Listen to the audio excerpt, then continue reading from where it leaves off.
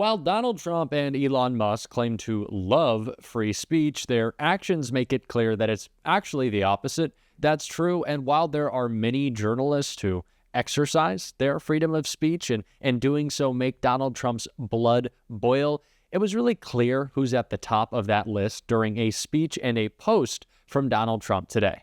It's Rachel Maddow, and some recent reporting that she has done that is driving Donald Trump crazy, so much so that, like I said, he started to attack her. And we are going to get into all of that. But before we do, if I could quickly ask you to leave a like on this video. And if you haven't already and you enjoy our channel, to hit that subscribe button. It goes a long way, and it really does mean a lot to me. Now, before we get into that clip of Donald Trump melting down, we, of course, have to check out what Rachel Maddow is reporting to get him so angry. So let's take a look at that right here. The data is in. It's been a month officially as of today for this new presidential term. And what the data says, sort of broadly, bottom line, is that the country kind of hates this guy. I shouldn't say hate. It's not the right word. It's not a nice word. Maybe it's can't stand him. Or maybe I shouldn't characterize it at all. I'll show you the numbers. I will say we probably should have seen this coming.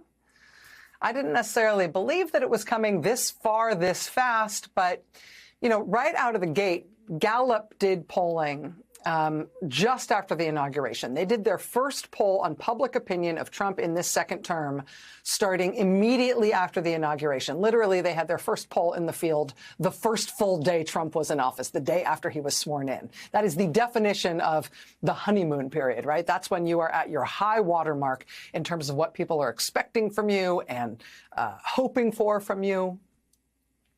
But in that first Gallup poll of this presidential term, sort of shockingly, Trump was already underwater. In his first week in office, more Americans disapproved of him than approved of him. I mean, only by 1 point, but still, that's unheard of. That's a more than unusual thing in presidential polling. Gallup, in fact, said at the time that in the 70-plus years they have been doing presidential polling, Donald Trump is the only president for whom his approval ratings were underwater right at the start of his term in office, meaning more people disliked him than liked him. So in that first week Gallup poll, Trump was underwater, 47 approving, 48% disapproving. So that means he was coming in at -1. And like I said, that was something we haven't seen with any other president. And to me, actually, it was shocking enough that I didn't think it would stand. I thought that would be sort of an outlier. But now look at this. Gallup just did its follow-up poll, now 1 month into Trump being back in office, and his numbers have gotten worse.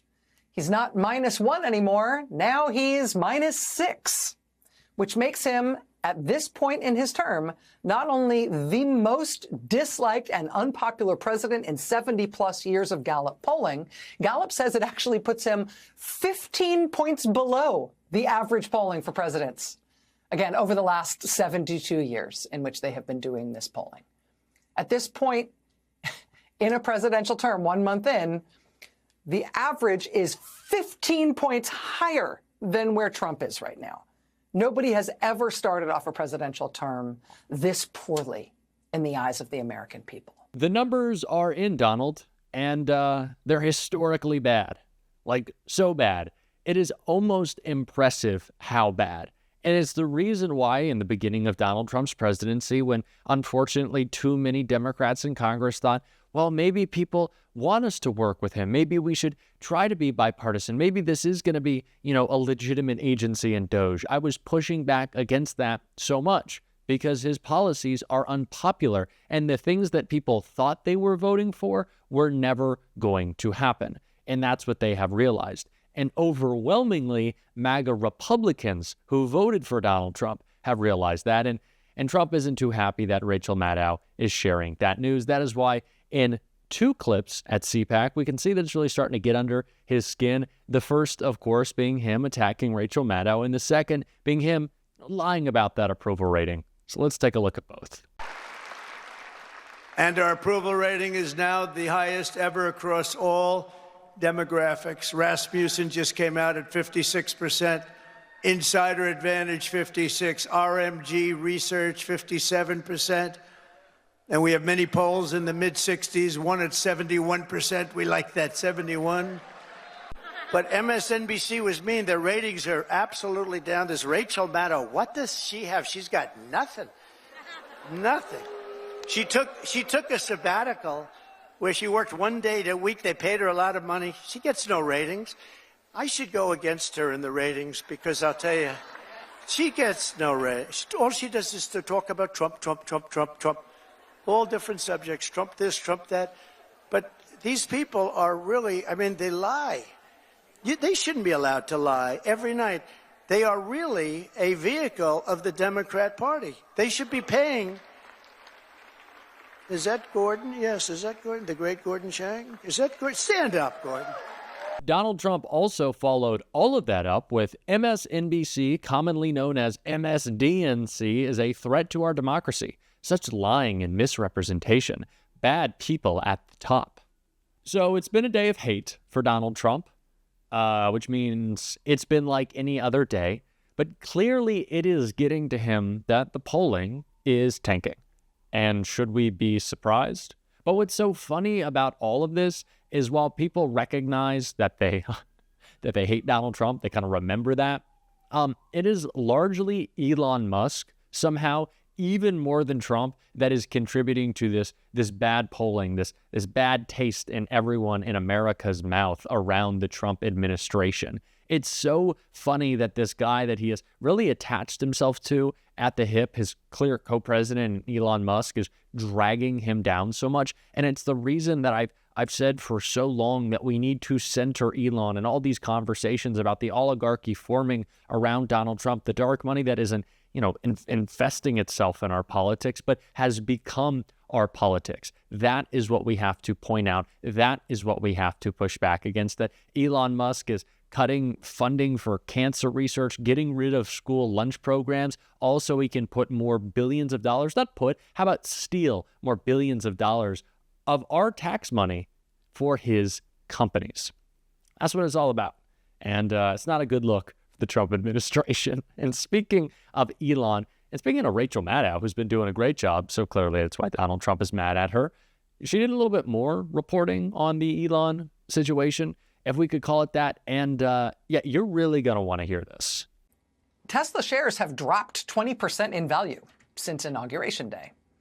Tesla sales in Europe have taken huge hits recently, down 40 or 50% or more in the largest markets in Europe.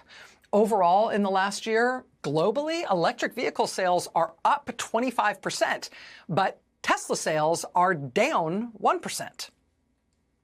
And down 1% may not seem like that big a deal, even as the overall market for that type of vehicle is going up. But consider that minus 1% of that drop in Tesla sales this year follows the last 2 years in which Tesla sales were up 38% and up 40%. And now this year they're minus 1. Now, how does that kind of thing affect his ultimate role in what he's doing to our government and what he thinks of his public image, and what he's making the public think of him? I don't know, but I think the most reasonable thing to expect is that it's going to be unpredictable, because I think there's a lot of weird variables at play here. I mean, obviously, this is a personal crusade of his to destroy as much of the constitutional republic as he can, without any regard at all for him having any legitimate government authority or following any laws. The personal dynamic, in addition, between this campaign donor and the president himself is very unusual, given that the president seems to have personally empowered this guy without actually giving him a government job. So the personal dynamic between them is all that Elon Musk has to stand on in terms of what he is doing to our government.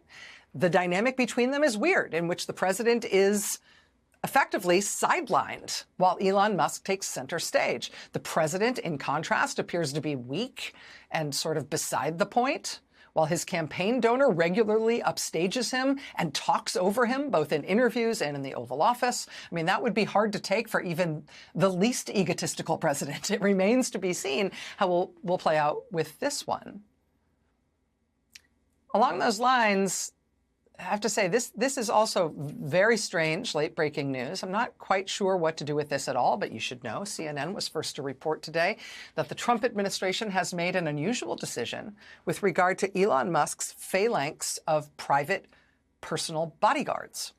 Now, NBC has not confirmed this, but CNN is reporting, based on 3 law enforcement sources, that the administration had the U.S. Marshals Service officially deputize members of Elon Musk's team of private bodyguards. And that may sound like kind of a bureaucratic designation, but one practical consequence of that is that the Marshals Service may now allow Musk's team of personal bodyguards to carry weapons on federal property. Loaded weapons. CNN reports, quote, some people close to Trump's White House have been taken aback by the scale of security that has surrounded Elon Musk since he became a regular presence in Trump's orbit last year. Musk's security detail rivaled only that of the president himself, the sources observed. But now, with this decision by the U.S. Marshals Service, now Trump and Musk, when they're in the same place, like in the White House or on other federal property, they're both going to be surrounded by equally huge phalanxes of armed guards.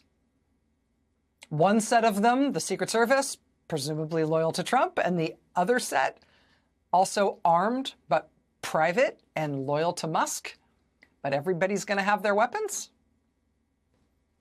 Sure, that's not weird at all. That's definitely not like Monty Python crossed with Shakespeare at all. What could possibly go wrong? I thought it was going to be Donald Trump who would first be weaponizing the military, because he did talk about that, to go after the enemy from within. But it seems like it's going to be Elon and his armed guards, which somehow he's allowed.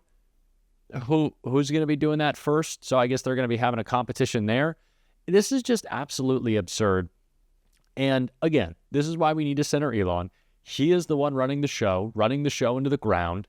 He is the one making the cuts. Donald Trump doesn't really care. He's old. He's tired. He's losing his mind every single day. And I wouldn't even be surprised. People are talking about, does Trump want to run for a 3rd term? Does Elon want to run for a term? Is he going to try to get us to change the Constitution? I wouldn't be surprised. For the person who is always talking so much about immigration, Elon, you're not from here, and we don't trust you. So maybe leave? Maybe some deportation is in order for Elon Musk? I don't know. Seems like a good idea. And we're gonna have a couple more of those on this show. And if you want to support that, as always, you can hit that subscribe button. Leave a like on this video. And if you stuck around at the end, you can drop a blue heart in the comments. And until next time, I'll see you soon.